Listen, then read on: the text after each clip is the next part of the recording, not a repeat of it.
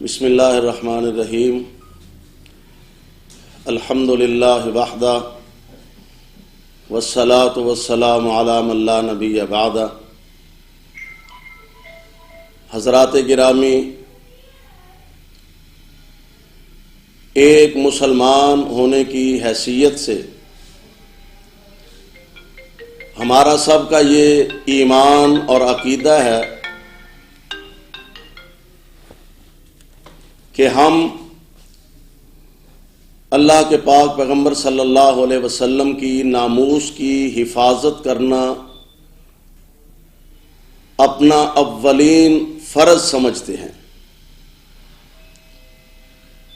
اور یہیں پر بس نہیں بلکہ ہم اس کے تحفظ کے لیے اپنی جانیں تک قربان کرنے کے لیے اللہ کے فضل سے تیار ہیں، اور یہ ہر مسلمان کا جذبہ ہے، ایمان کا حصہ نہیں بلکہ عین ایمان ہے کہ آپ کی عزت کا، آپ کی ناموس کا تحفظ کرنا۔ آج سپریم کورٹ سے جو فیصلہ جاری ہوا ہے، اس ملعونہ آسیہ مسیح کو بری کرنے کا، آزاد کرنے کا، یقیناً یہ ایک انتہائی افسوسناک فیصلہ ہے، اور اس فیصلے کے بعد اپنے آپ کو مسلمان کہنے والا، مومن کہنے والا، محب رسول، عاشق رسول کہنے والا، ان کے سر شرم سے جھک گئے ہیں کہ آج یہ فیصلہ ہوا ہے کہ ایک ایسی عورت جس نے توہین رسالت کا نہ صرف ارتکاب کیا ہے، مقامی لوگوں نے، اور جب وہاں کے امام مسجد تک یہ خبر پہنچی، اس نے تحقیق کی، اور اس کی تحقیق کے بعد ایس ایس پی لیول کے ایک بندے نے تحقیق کی، اور یہ بات ثابت ہو گئی، بلکہ خود اس نے اقرار کیا کہ اللہ کے پاک پیغمبر صلی اللہ علیہ وسلم کے خلاف اس نے نازیبا الفاظ کہے۔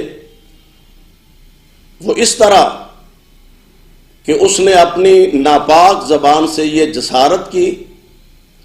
کہ نبی صلی اللہ علیہ وسلم نے حضرت خدیجہ الکبریٰ رضی اللہ تعالی عنہا سے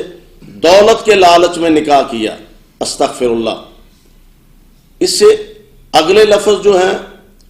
وہ ہماری زبان زیب نہیں دیتی کہ ان کو ادا کیا جائے۔ جب اس کے شوہر سے پوچھا گیا تو اس نے کہا کہ میں اس مسئلے میں خاموش ہوں، میں کچھ نہیں کہنا چاہتا۔ پھر عدالت نے گواہوں کی موجودگی میں اس کو سزائے موت دی۔ اور ایک بات میں یہاں ضرور کہنا چاہتا ہوں کہ جس جج نے اس کو سزائے موت دی ہے پہلی مرتبہ، الحمدللہ اس کا تعلق کاموں کی سے ہے۔ اور پھر یہ کیس ہائی کورٹ میں گیا۔ ہائی کورٹ میں تمام گواہوں کے بیانات ہوئے، اور اتنی گواہیاں تھیں کہ ہائی کورٹ نے اس سزائے موت کو برقرار رکھا۔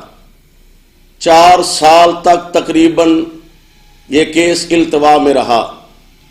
اور آج اس کا فیصلہ کر کے اس کو بری کر دیا گیا ہے۔ ہم اس کے سوا کچھ نہیں کہہ سکتے۔ انا للہ و انا الیہ راجعون۔ تو میں بحیثیت خادم اور امیر مرکزی جمعیت اہل حدیث ضلع گوجرانوالہ اپنے تمام احباب، دوستوں کو، علماء کرام کو یہ گزارش کروں گا کہ آپ پورے پنجاب میں، پورے ملک میں عموماً، اور ضلع گوجرانوالہ میں خصوصاً آپ احتجاجی پرامن ہم املاک کو نقصان پہنچانے کے قائل نہیں. آپ فی الحال پرامن احتجاج اپنا جاری رکھیں اور انشاءاللہ الرحمن آئندہ کا لاہ عمل جو ہے وہ ان قریب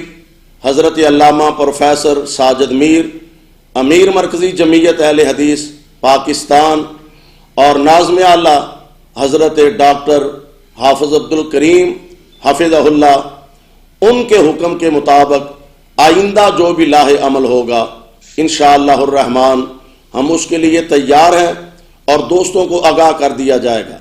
تو اس سلسلے میں میری گزارش یہ ہے کہ پرسوں